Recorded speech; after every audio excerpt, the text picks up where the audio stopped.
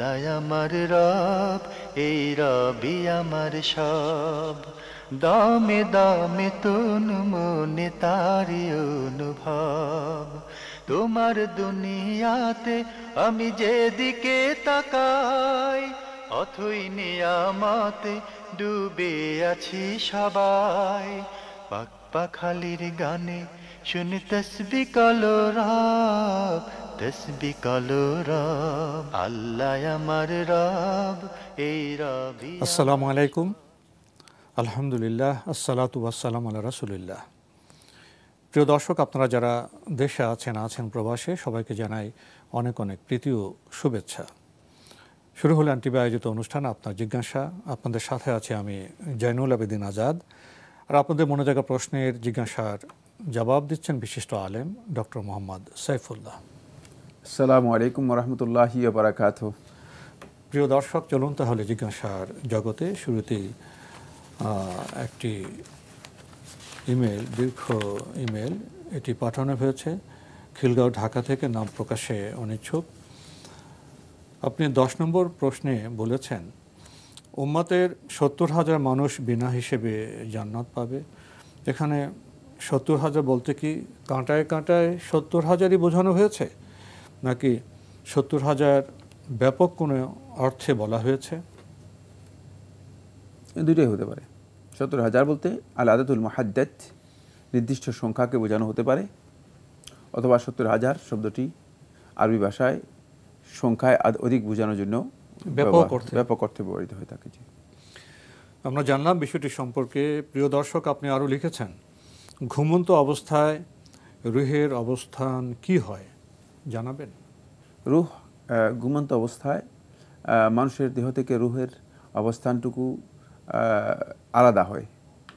তখন রুহের সম্পর্ক থাকে দেহের সাথে, কিন্তু রুহটা তখন স্বাভাবিকভাবে মানুষের দেহ থেকে আলাদা অবস্থান নেই। রুহের সাথে দেহের দূরবর্তী একটি তাল্লুক বা সম্পর্ক থেকে যায়। এই সম্পর্কটুকু যখনই সে জাগ্রত হয় সাথে সাথেই রুহ সেখানে উপস্থিত হয় বা রুহ এসে যায়। এই তাল্লুকটা ঘুমন্ত ব্যক্তি এই সম্পর্কটুকু স্বাভাবিকভাবে বুঝতে পারে না, উপলব্ধি করতে পারে না। ফলে আল্লাহ সুবহানাহু ওয়া তাআলা কোরআনে কারীমের মধ্যে ঘুমকে আল্লাহ রাব্বুল আলামিন মৃত্যুর সাথে তুলনা করেছেন, এবং কোরআনে একাধিক আয়াতে আল্লাহ সুবহানাহু ওয়া তাআলা ঘুমকে মৃত্যু বলেছেন। রুহের অবস্থানটা সেখানে আল্লাহ সুবহানাহু ওয়া তাআলা মানব দেহ থেকে একটু করে দেন, কারণ রুহটা হচ্ছে এটাকে কী বলা হয় থাকে, সজীব, যেটি মানুষদেরকে চাঞ্চল্য দেয়, প্রাণবন্ত রাখে, অ্যাক্টিভ রাখে, এটা অ্যাক্টিভনেস সবসময়। তো এটাকে অফ মুডে নিয়ে যাওয়া হয়। এই অফ মুডে কীভাবে নেন এটা আল্লাহ তাআলাই ভালো জানেন, সেটা আমি আর বলতে পারবো না, সেটা তো কারো জ্ঞান নেই, যেহেতু রাসূল সাল্লাল্লাহু আলাইহি ওয়াসাল্লাম বলেন নেই, আমাদের কাছে সেই জ্ঞান নেই। এই অফ মুডে যে নেওয়া হয় তাকে, এইটা হচ্ছে আল্লাহ তাআলার পক্ষ থেকে। যদি অফ মুডে না নিত তাহলে এইভাবে মানুষ মারা যেত না, ঘুম হতো না, তাহলে সারা জীবন জেগে থাকতো, ঘুম হতো না কখনো। কিন্তু বাঁচার জন্য ঘুম খুবই গুরুত্বপূর্ণ। কিন্তু ওই রুহের যেই সম্পর্কটা দেহের সাথে সেটা থেকে যায়, ফলে দেহের অর্গানগুলো সবগুলোই অ্যাক্টিভেট থাকে। কিন্তু আসল দূরবর্তী সম্পর্ক থাকে, একটা সম্পর্ক থাকে, ওই অর্গানগুলো অ্যাক্টিভেট থাকে, কিন্তু অর্গানগুলো ওই যে অ্যাক্টিভ থাকে না, চলতে থাকে, হার্ট চলতে থাকে ওই অর্থে, কিন্তু সেটা ওই চাঞ্চল্য যেটা সেটা থাকে না আর কি। তো এই যে যখনই মানুষ কোনোভাবে সজাগ হয় সাথে সাথেই রুহ এখানে কি হয়, এর সাথে সম্পৃক্ত হয়ে যায়। এটা হচ্ছে রুহের অবস্থান। বাকি আল্লাহ সুবহানাহু ওয়া তাআলা কোরআনে কারীমে ইরশাদ করে, আল্লাহু ইয়াতাওয়াফাল আনফুসা হিনা মাউতিহা, আল্লাহ তাআলা মানুষদের রুহগুলোকে আল্লাহ রাব্বুল আলামিন কবজ করেন, গ্রহণ করে নেন হিনা মাউতিহা, যখন সেটা ঘুমিয়ে পড়ে। ঘুমটাকে আল্লাহ তাআলা কোরআনের মধ্যে মউত বলেছেন। রাসূলুল্লাহ সাল্লাল্লাহু আলাইহি ওয়াসাল্লাম আমাদেরকে শিক্ষা দিয়েছেন যে আমরা যখন ঘুমে যাই তখন আমরা কি বলি? আমরা বলে থাকি বিসমিকা আল্লাহুম্মা আমুতু ওয়া আহইয়া, হে আল্লাহ আপনার নামেই আমুতু, আমরা মারা যাচ্ছি, ও আহইয়া আবার জীবন লাভ করব। তাহলে বোঝা যাচ্ছে যে আমি যাওয়ার সময় বলে যাচ্ছি যে আমি মরে যাচ্ছি। ঘুমটা এই ধরনের একটি বিষয়। তো এটি আসলে মানব জীবনের জন্য খুবই প্রয়োজন, কিন্তু খুবই ভয়ঙ্কর একটি বিষয়। এর কারণ আপনি মৃত্যুর পরে আবার কি আপনি সজাগ হবেন কিনা, আবার কি জীবিত হবেন কিনা সেটা আপনি জানেন না। সুতরাং এটা জীবনের প্রত্যেকটি পর্যায়ে খুবই ইম্পর্ট্যান্ট যে আজকে যে ব্যক্তি মারা গিয়েছে তিনি যে আবার জীবন লাভ করেছেন, তিনি এটা কি খেয়াল করেছেন যে আমি আবার পৃথিবী থেকে একদিন আমার মৃত্যু হয়ে যাবে, আবার ওই পরবর্তী জীবনে আবার আমার জীবন আসবে। এই যে এটাই আল্লাহ তাআলা প্রতিদিন আমাদেরকে শিখিয়ে দিচ্ছে যে তুমি মনে করছো যে তুমি মরে গেলে তোমাকে আর কি করা হবে না, তোমাকে জাগ্রত করা হবে না, আর উত্থিত করা হবে না। না, প্রতিদিন তোমাকে একদিন একবার দুইবার মৃত্যু দিয়ে সেটা প্রশিক্ষণ তোমাকে দেওয়া হচ্ছে যে তোমাকে একবার মৃত্যু দেই, আবার সেই মৃত্যু থেকে তোমাকে মেসেজ দিচ্ছে, বার্তা দেওয়া হচ্ছে, মানে মৃত্যু দেওয়া হচ্ছে।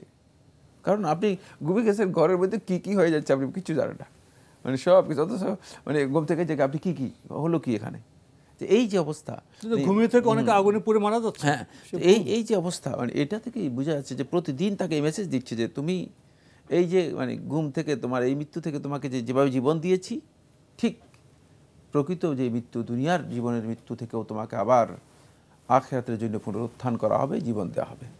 জি, আমরা খুবই গুরুত্বপূর্ণ বিষয়ে সংক্ষিপ্ত সময়ে জানার চেষ্টা করলাম। প্রিয় দর্শক আরও লিখেছেন, অডিওতে কোরআন তেলাওয়াত শোনার সময় যদি তা বন্ধ করে অন্য কাজ করার প্রয়োজন হয়, তখন কোনো আয়াতের মাঝামাঝি থাকলে কি সেই আয়াত সম্পূর্ণ শোনা শেষ করে তারপর তা বন্ধ করা উচিত, অথবা কি করা উচিত জানাবেন?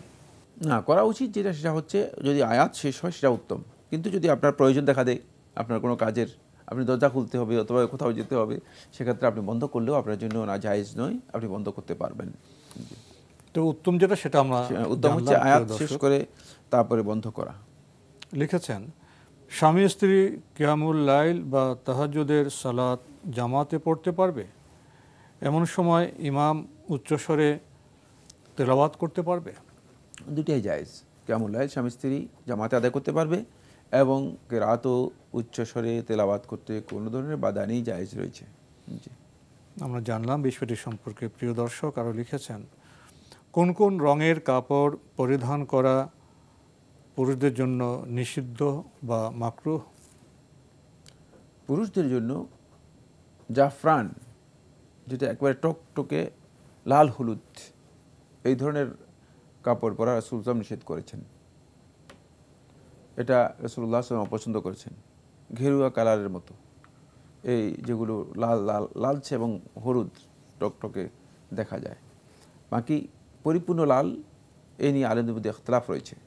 বিশুদ্ধ বক্তব্য হচ্ছে না পরাই উত্তম, তবে আহলে হাদিসদের বক্তব্য থেকে বোঝা যায় এবং হাদিসের বর্ণনা থেকে বোঝা যায় লাল যদি কেউ পুরুষ পরে না জায়েজ নয়, জায়েজ রয়েছে। আর বাকি অন্য লালের সাথে অন্য রং বা ডোরা কাটা থাকলে অন্য রঙগুলো সবগুলো না, আমরা যদি কোনো মিশ্রিত রং থাকে সকল রঙই জায়েজ, মিশ্রিত রঙের সকল, মানে এটা এক কালারের কথা বলছি। আর অন্য ক্ষেত্রে সকল রঙই জায়েজ রয়েছে। উত্তম হচ্ছে পুরুষদের জন্য সাদা কাপড় পরা, রাসূলুল্লাহ সাল্লাল্লাহু আলাইহি ওয়াসাল্লাম সাদাকে পছন্দ করতেন। জি, আমরা জানলাম বিষয়টি সম্পর্কে। প্রিয় দর্শক আরও লিখেছেন, আসমানে অবস্থিত বায়তুল মামুর সম্পর্কে সংক্ষেপে কিছু বলবেন? কোনো ফেরেশতা একবার সেখানে প্রবেশ করার পর দ্বিতীয়বার আর প্রবেশের সুযোগ হয় না, এই ব্যাপারটা কি সহি? হ্যাঁ, বাইতুল মামুর সপ্তম আসমানে অবস্থিত। এর চতুর্দিকে আল্লাহর ফেরেশতাগণ তাওয়াফ করছেন এবং আপনি যে পরবর্তী যে কথাটি বলেছেন সহিহ হাদিস দ্বারা প্রমাণিত হয়েছে, সেটা হচ্ছে ফেরেশতারা একদল প্রবেশ করেন, এরপরে তারা প্রস্থান করে যান, বেরিয়ে যান, আরেক দল আসেন, তারা বেরিয়ে যান, এভাবে কিয়ামত পর্যন্ত আসতেই থাকবে। ওই প্রথম যে দল প্রবেশ করেছিল কিয়ামত পর্যন্ত আর তারা প্রবেশ করার সুযোগ পাবে না। মানে ফেরেশতাদের যে কত অসংখ্য এবং আধিক্য, এটা বোঝানোর জন্য রাসূলুল্লাহ সাল্লাল্লাহু আলাইহি ওয়াসাল্লাম এই কথা বলেছেন এবং এই রেওয়ায়তটি একেবারেই বিশুদ্ধ সনদে এসেছে। আমরা জানলাম বিষয়টি সম্পর্কে। প্রিয় দর্শক আরও লিখেছেন, 4 মাযহাবের মধ্যে কোন মাযহাবটি সহিহ সুন্নাহের সবচেয়ে নিকটবর্তী? আপনার গবেষণা কি বলে জানাবেন? মাযহাবের প্রত্যেক মাযহাবের আলেমদের বক্তব্য এই সুন্নাহর কাছাকাছি। কিছু মাসআলার ব্যাপারে আলেমদের দ্বিমত আছে, ইখতিলাফ রয়েছে। সেই ইখতিলাফকে আসলে আমরা মানে মূল্যায়ন করতেছি এভাবে যে মনে হয় যেন আলেমরা ইচ্ছাকৃতভাবে মানে সুন্নাহর পরিপন্থী কাজ করার জন্য এই বক্তব্যগুলো দিয়েছেন। এখানে আমাদের বড় একটা ভুল ধারণা আছে। আল্লাহ তাআলা আমাদের ক্ষমা করুন। এই বক্তব্য একেবারেই ভুল। এই বক্তব্য, এই ধারণা করা মোটেও জায়েজ নেই আলেমদের সম্পর্কে। আলেমদের সম্পর্কে এই ধারণা করা মোটেও জায়েজ নেই। বাকি হাদিসের দিক থেকে পর্যালোচনা করলে, এটা হচ্ছে ইলমি একটি একাডেমিক পর্যালোচনা, আমরা অবজারভেশনের কথা বলছি, সেটা হলো যদি হাদিসের দিক থেকে পর্যালোচনা করা হয় তাহলে আমরা দেখতে পাবো যে যেহেতু ইমাম আহমদ বিন হাম্বল রহমতুল্লাহ আলাইহি হাদিসের ব্যাপারে অনেক বেশি কাছাকাছি ছিলেন, ফলে ইমাম আহমদ বিন হাম্বল রহমতুল্লাহ আলাইহি তিনি তার বক্তব্য বেশিরভাগই হাদিসের একেবারেই কাছাকাছি পাওয়া যায়, হাদিসের কাছাকাছি পাওয়া যায়। সেক্ষেত্রে আমরা একথা বলতে পারি যে মানে কোনো মাসআলার ক্ষেত্রে যেগুলোর ব্যাপারে আলেমদের ইখতিলাফ রয়েছে, সেগুলোর ক্ষেত্রে মানে ইখতিলাফি মাসআলার মৌলিকভাবে ইমাম আহমদ বিন হাম্বল রহমতুল্লাহের মাযহাব বা বক্তব্য একেবারে সুন্নাহর অতীব নিকটে, এটা বলা যেতে পারে। বাকি এভাবে আপনি যে প্রশ্ন করেছেন যে কোনটা নিকটে কোনটা, এই কথাগুলো আসলে আলেমদেরকে ক্ষুদ্র করা হয়, এটা মোটেও সঙ্গতিপূর্ণ কথা নয়। সঙ্গত কথা হচ্ছে যে এক্ষেত্রে সুনির্দিষ্ট মাসআলার ব্যাপারে আলেমদের ইজতিহাদ রয়েছে, তারা চেষ্টা করেছেন কোরআন এবং হাদিসের কাছাকাছি বক্তব্য দেওয়ার জন্য, কিন্তু কোনো ক্ষেত্রে হয়তো কারো কাছে নস পৌঁছে নেই, বক্তব্য আসে নেই, দলিল আসে নেই, তারা হয়তো ইজতিহাদ করে বক্তব্য দিচ্ছেন। আবার সেক্ষেত্রে দেখা গিয়েছে যে একজন ইমাম তার কাছে নস পৌঁছেছে, মানে কোরআন অথবা হাদিসের বক্তব্য এসেছে, মানে কোরআনের বক্তব্য তো সবগুলো মানে কমন বক্তব্য এবং কোরআন বক্তব্য ব্যাপক অর্থবোধক, কিন্তু হাদিসের সুনির্দিষ্ট বক্তব্য তার কাছে এসেছে, দলিল খাস এসেছে, নির্দিষ্ট দলিল এসেছে, তাহলে তিনি নির্দিষ্ট দলিল গ্রহণ করেছেন, সেক্ষেত্রে তার বক্তব্য কোনো সন্দেহ নেই সুন্নাহর কাছাকাছি, এটা আমরা বলতে পারবো। আমাদের হাতে একটি চিঠি, দীর্ঘ চিঠি, অনেক প্রশ্ন পাঠানো হয়েছে ব্যাংক কলোনি পাটের বাগ, ঢাকা থেকে। লিখেছেন, নেককার হিসেবে যাদের মৃত্যু হলো তাদেরও কি কিয়ামতের দিন ঘাম হবে? আল্লাহ তাআলাই সবচেয়ে ভালো জানেন। কোনো সন্দেহ নেই যে যারা সত্যিকার ঈমান এবং আমল নিয়ে যারা মৃত্যুবরণ করতে পেরেছে তারা এই কষ্ট পাবে না, তারা মাহশরে এই কষ্ট পাবে না। হাশরের পদ্ধতি সম্পর্কে সম্ভবত আপনার কাছে বিষয়গুলো স্পষ্ট হয়নি, এই জন্য আপনি প্রশ্ন করেছেন। না, মাহশরে তাদেরই কষ্ট হবে বেশি যারা বিভিন্ন অপরাধ গুনাহের মধ্যে লিপ্ত ছিল, তাদের জন্য। জি। আরও লিখেছেন, কোনোভাবেই যাতে গুনাহ না হয়, নিষ্পাপ অবস্থায় গোটা জীবন যাতে থাকা যায় মৃত্যু পর্যন্ত, এজন্য কিছু টিপস দেবেন যারা সাধারণ মানুষ, কোরআন হাদিসে পরিপূর্ণ জ্ঞান যাদের নেই তাদের জন্য? অসম্ভব বিষয়। মানুষের মধ্যে সীমাবদ্ধতা আছে, মানুষ তো গুনাহ হয়ে যায়, না চাইলেও হয়ে যায়। মানুষের গুনাহ হবেই, কিন্তু গুনাহ মুক্ত হতে হবে, মানে গুনাহ থেকে ফিরে আসতে হবে, আল্লাহ তাআলার কাছে ক্ষমা প্রার্থনা করতে হবে। আর গুনাহ মুছে যে রিমুভার আছে না, এগুলোকে বলা হয় কাফারাত, এগুলোকে হাদিসের পরিভাষা বলা হয় কাফারাত। রাসূলুল্লাহ সাল্লাল্লাহু আলাইহি ওয়াসাল্লাম এগুলো বলেছেন, কোন কাজ কাফারাত, সেগুলো করতে হবে বেশি বেশি করে, কেমন? যেমন একটা উযু করবেন বেশি বেশি করে, ভালো করে খেয়াল করে, জামাতে অংশগ্রহণ করবেন বেশি বেশি করে, তারপরে হজ, নফল হজ আদায় করবেন বেশি বেশি করে, এগুলো কাফারাত। তারপরে মসজিদে মানে গিয়ে সালাতের জন্য অপেক্ষা করবেন, এগুলো কাফারাত। এই কাজগুলো যারা করবে তাদের গুনাহগুলো আস্তে আস্তে কি হয়ে যাবে, এগুলো মুছে যাবে। তো যেমন আপনি একটা গুনাহ হয়ে গিয়েছে, সাথে সাথে একটা নেকামল করে ফেলবেন, সেই নেকামল করার সাথে সাথে ওইটা রিমুভ হয়ে যাবে, মুছে যাবে। এটা হচ্ছে মানে গুনাহ থেকে বাঁচার পথ। কিন্তু একেবারে নিষ্পাপ নিষ্কলুষ মানুষ হওয়ার কোনো সম্ভাবনা নেই। আল্লাহ রাব্বুল আলামিন ফেরেশতাদেরকে করেছেন লা ইয়াসুন আল্লাহ মা আমারাহুম, আল্লাহ তাআলা যে নির্দেশ দিয়েছেন তারা সেই নির্দেশের অবাধ্য হয় না।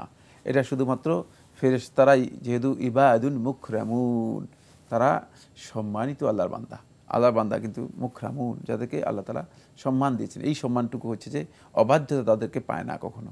কিন্তু মানুষের যোগ্যতাই নেই, অবাধ্যতার কোনো মানে সুযোগ নেই তাদের, মানুষের সেই যোগ্যতা আছে, কিন্তু অবাধ্যতা মানুষকে অবশ্যই আক্রান্ত করবে, কোনো সন্দেহ নেই। আমরা খুবই গুরুত্বপূর্ণ বিষয়ে অবগত হলাম। প্রিয় দর্শক লিখেছেন, যারা সব ধরনের কবিরা গুনাহমুক্ত থাকতে পারে তাদেরই কি কেবল নেককার হিসেবে মৃত্যু হয়? অনিচ্ছায় বা না জেনে কবিরা গুনাহ করলে কি নেককার হিসেবে মৃত্যু হবে না, তওবা করতে না পারলে? অনিচ্ছায় অথবা অজানায় যদি কেউ কবিরা গুনাহ করে থাকেন তিনি মাপ পেয়ে যেতে পারেন, কিন্তু ইচ্ছাকৃতভাবে যে কবিরা গুনাহ করেছেন তিনি তওবা যদি না করেন তাহলে তিনি মাপ না পাওয়ারই সম্ভাবনা বেশি। আল্লাহ তাআলাই সবচেয়ে ভালো জানেন। তবে আহলুস সুন্নাহ ওয়াল জামাআহ এর আকীদা হচ্ছে যে কবিরা গুনাহকারী ব্যক্তি কিয়ামতের দিন ফি মাশিয়াতিল্লাহি আযজা ওয়া জাল, আল্লাহ রাব্বুল আলামিনের ইচ্ছায় থাকবে। ইনশাআ গাফারা লাহ, যদি আল্লাহ সুবহানাহু ওয়া তাআলা ইচ্ছা করেন তাহলে তাকে আল্লাহ সুবহানাহু ওয়া তাআলা ক্ষমা করে দিবেন। ওয়া ইনশাআ আযাবাহ, আর আল্লাহ সুবহানাহু ওয়া তাআলা যদি ইচ্ছা করেন তাকে আল্লাহ রাব্বুল আলামিন শাস্তি দেবেন। এটা আল্লাহ তাআলার ইচ্ছার অধীনে থাকবে। আল্লাহ রাব্বুল আলামিন ইচ্ছা করলে ক্ষমা করে দিতে পারেন। সেখানে আল্লাহ সুবহানাহু ওয়া তাআলা বান্দার অবস্থান দেখে বান্দাকে আল্লাহ রাব্বুল আলামিন হয়তো শাস্তি দেবেন অথবা ক্ষমা করবেন। বাকি অনিচ্ছাকৃত বান্দাদের অপরাধগুলো আল্লাহ সুবহানাহু ওয়া তাআলার কাছে খুবই ছোট। আল্লাহ রাব্বুল আলামিন বিভিন্ন নেক আমলের মাধ্যমেও সেগুলোকে আল্লাহ রাব্বুল আলামিন ক্ষমা করে দিতে পারেন। আরও লিখেছেন, নিচের বৈশিষ্ট্যের লোকেরা কি কিয়ামতের দিন আরশের নিচে ছায়া পাবে? সবগুলো কি সহিহ হাদিস দ্বারা প্রমাণিত? 1, ঋণগ্রস্তকে অর্থ দিয়ে সাহায্য করা ব্যক্তি, সত্যবাদী ব্যবসায়ী, মুজাহিদকে সাহায্য করা ব্যক্তি, ঋণ পরিশোধের সুযোগ অবকাশ দেয়া, ঋণ মাফ করে দেয়া। একটি একটি করে বলতে হবে। জি জি, সবগুলো একসাথে পড়বেন? জি, আমরা এভাবে বলেন। জি, প্রথমে ঋণগ্রস্তকে অর্থ দিয়ে সাহায্য করা ব্যক্তি, ঋণগ্রস্তকে অর্থ দিয়ে সাহায্য করা অথবা ঋণগ্রস্ত ব্যক্তিকে মানে করা, এনজার করা, তাকে মানে অবকাশ দেওয়া, সুযোগ দেওয়া, এই ব্যক্তির ব্যাপারে হাদিস রয়েছে। এই হাদিসকে ইবনে হাজার আসকালানী রাহমাতুল্লাহ সহি বলেছেন। জি। তারপর 2, সত্যবাদী ব্যবসায়ী, না, সত্যবাদী ব্যবসায়ীর ব্যাপারে হাদিস আসেনি। জি। মুজাহিদকে সাহায্য করা ব্যক্তি, মুজাহিদকে সাহায্য করা ব্যক্তির ব্যাপারেও হাদিস আসেনি। জি, আসেনি। না। ঋণ পরিশোধের সুযোগ অবকাশ দেওয়া, এটা আগে বলা হয়েছে। আগে গিয়েছে। ঋণ মাফ করে দেয়া, এটা তো একই স্টাইল, একই কথা। সালাতের জন্য অজু করা কষ্টকর, তথাপি অজু করে সালাত পড়া শীতকালে, হ্যাঁ, এই ব্যক্তির ব্যাপারে হাদিস এসেছে। এটা মানে পরিপূর্ণ এসেছে, পরিপূর্ণভাবে উজু করা। এটা হচ্ছে আল মুসবিগ ফিল উযু অথবা ইসবাগুল উযু, যে এটা গুনাহ ক্ষমাকারী একটা নেক আমল, যে সমস্ত আমলগুলো কাফফারা হয়ে থাকে। জি। তারপরে মনিবের মৃত্যুর পর স্বাভাবিকভাবে আজাদ হবে এমন দাসকে অর্থ দিয়ে মুক্তি করলে, এটা ঋণগ্রস্তের মতোই যে একই হুকুম। এটা হাদিস দ্বারা প্রমাণিত হয়েছে, কিন্তু এখানে মূল টেক্সটটা বক্তব্য ভুল আছে। এটা সঠিক রেওয়ায়েত এসেছে। জি। আপনি আরও প্রশ্ন করেছেন, হাসরের দিনে সবচেয়ে অগ্রগামী ও সম্মানিত হওয়ার আমলগুলো কি কি? সবচেয়ে বেশি সম্মানিত যারা হবে তারা যাদেরকে আল্লাহ সুবহানাহু ওয়া তাআলা হাসরের দিনে আল্লাহ রাব্বুল আলামিনের ডান দিকে, কোনো কোনো রিওয়ায়াতের মধ্যে এসেছে আল্লাহ রাব্বুল আলামিনের আরশের ডান দিকে যাদেরকে আল্লাহ তাআলা বসাবেন, আল্লাহ তাআলার কাছে গিয়ে যারা বসতে পারবে, যাদেরকে রাসূলুল্লাহ সাল্লাল্লাহু আলাইহি ওয়াসাল্লাম বলেছেন যে ইন্না লিল্লাহি জুলাসা ইয়াউমাল কিয়ামাহ, কিয়ামতের দিন আল্লাহ রাব্বুল আলামিনের একদল মানে কাছে বসার লোক থাকবে, যারা আল্লাহ তাআলার কাছে বসতে পারবে। তারা হচ্ছে আল মুতাহাব্বুনা ফিয়া। আল্লাহ তাআলা হাদিসে কুদসির মধ্যে বলেছেন, যারা আল্লাহ রাব্বুল আলামিনের সন্তুষ্টির জন্য পরস্পরকে ভালোবাসবে, মুসলিম ভ্রাতৃত্ব যারা বজায় রাখবে, তারাই কেবল এই বিশাল মর্যাদা কিয়ামতের দিন লাভ করতে পারবে। এই হাদিসটি ইমাম আহমদ ইবনে হাম্বল রাহমাতুল্লাহ আলাইহি, জুমহুর আহলে হাদিস বর্ণনা করেছেন মুআজ ইবনে জাবাল রাদিয়াল্লাহু আনহু থেকে, তার কাছ থেকে ও প্রসিদ্ধ তাবঈ আবু ইদ্রিস খাওলানী রাহমাতুল্লাহ আলাইহি বর্ণনা করেছেন এবং সহিহ রিওয়ায়াত সাব্যস্ত হয়েছে। কিয়ামতের দিন মিজানের পাল্লায় সবচেয়ে ভারী হবে উত্তম চরিত্র, সুবহানাল্লাহি ওয়া বিহামদিহি সুবহানাল্লাহিল আযীম বাক্য দুটি। এছাড়া আর কি কি আছে? সুবহানাল্লাহি ওয়া বিহামদিহি সুবহানাল্লাহিল আযীম, এটা ভারী হবে, সবচেয়ে ভারী হবে উত্তম চরিত্র। এটা হাদিসের মধ্যে এসেছে। উত্তম চরিত্র সবচেয়ে, হ্যাঁ, এটা সবচেয়ে বেশি ভারী হবে। এটা খুব স্পষ্ট বিষয়। এটা কারণ হাদিসের মধ্যে এসেছে কালিমাতানে সাকিলাতানে, এই দুটি সাকিল হবে, ভারী হবে, কিন্তু এটা মানে সবচেয়ে ভারী হবে এই কথা সঠিক নয়। আপনার বাকি প্রশ্নের জবাব আমরা অন্য কোনো সময়ে দেওয়ার চেষ্টা করব। প্রিয় দর্শক, আমাদের হাতে আরও একটি চিঠি পাঠিয়েছেন মোহাম্মদ মাহবুব হোসেন, কুড়িগ্রাম সদর, কুড়িগ্রাম থেকে। আপনার আগের চিঠি, আপনার 2টি প্রশ্ন রয়ে গিয়েছিল। আপনি লিখেছেন, আল্লাহর 99টি নামের যে কোনো নামে সন্তানের নাম রাখা যাবে কি? না, আল্লাহ রাব্বুল আলামিনের নামে নাম রাখা উচিত নয়। আল্লাহ রাব্বুল আলামিনের নামের যদি মাধ্যমে নাম রাখেন তাহলে আপনি তার আগে আব্দ যোগ করবেন। যেমন আব্দুল সিত্তির, যেমন আব্দুল খালেক, আব্দুল মজিদ, আব্দুল আজিজ, এই ধরনের রাখতে পারবেন। জি, আমার সময়ের শেষে যদি এক বাক্যে বলতেন মাহবুব নামের অর্থ কি? মাহবুব প্রিয়। মাহবুব বা মাহবুবের নামের অর্থ কি? আপনি প্রশ্ন দুবার কেন করলেন এটা আমার বোধগম্য নয়। তো আমরা জানলাম মাহবুব নামের অর্থ প্রিয়, ভালো অর্থ। তো আজকে আমাদের এখানে শেষ করতে হচ্ছে। আপনাকে অনেক ধন্যবাদ। আপনাকে অশেষ ধন্যবাদ। প্রিয় দর্শক, আমরা দেখছিলাম এনটিভি আয়োজিত অনুষ্ঠান আপনার জিজ্ঞাসা। আমাদের অনুষ্ঠান আপনারা এনটিভি অনলাইনেও দেখতে পারবেন। ভিজিট করুন www.ntvbd.com।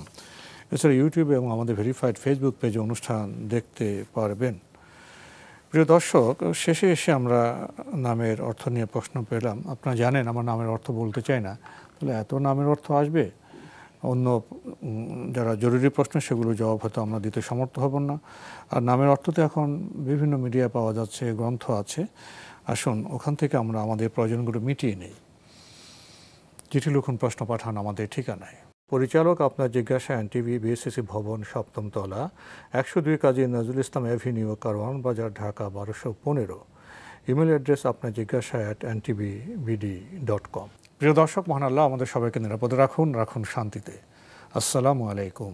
আল্লাহ আমার রব, এই রবি আমার সব, দামে দামে তুন মনে তারি অনুভব। আল্লাহ আমার রব, এই রবি আমার সব।